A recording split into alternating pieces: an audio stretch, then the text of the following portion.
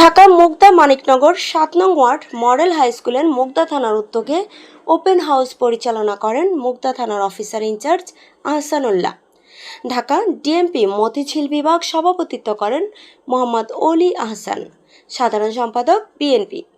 বিলাল হোসেনের প্রতিবেদনে সঞ্চালনায় ছিলেন শফিকুর রহমান সুমন, সিনিয়র যুগ্ম আহ্বায়ক ৭ নং ওয়ার্ড যুবদল। এ সময় উপস্থিত ছিলেন বাংলাদেশ প্রেস ক্লাব মুগদা থানা শাখার সভাপতি মোহাম্মদ বিলাল হোসেন ও সাধারণ সম্পাদক এম.ওয়াই শাহিন উপস্থিত ছিলেন। প্রধান অতিথি হিসেবে উপস্থিত ছিলেন আহসানুল্লাহ, অফিসার ইনচার্জ মুগদা থানা। বিশেষ অতিথি হিসেবে উপস্থিত ছিলেন ওমর কাইয়ুম, ইন্সপেক্টর অপারেশন মুগদা থানা।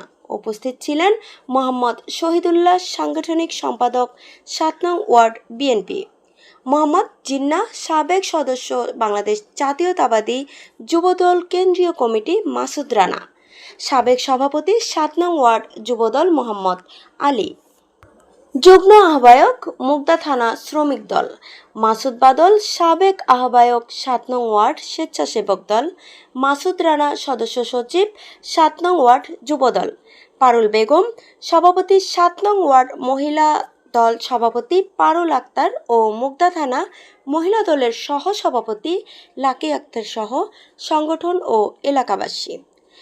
এ সময় বিভিন্ন বক্তারা বলেন, ৭ নং ওয়ার্ড মাদক সন্ত্রাস চাঁদাবাজ মুক্ত করার উদ্যোগ জানিয়েছেন বিভিন্ন নেতাকর্মীরা। তারা বলেন, আমরা ৭ নং ওয়ার্ডবাসী সবাই একসাথে মাদক মুক্ত ৭ নং ওয়ার্ডকে মুক্ত করতে চাই। এ সময় মুগদা থানা অফিসার ইনচার্জ বলেন, আমার মুগদা থানার সকল সদস্যরা আমি আপনাদের সাথে আছি এবং থাকব। যে কোনো সময় মাদক চাঁদাবাজ সন্ত্রাসীকে ধরে আমাদের হাতে তুলে দিবেন, আমরা আইনগত ব্যবস্থা নিব।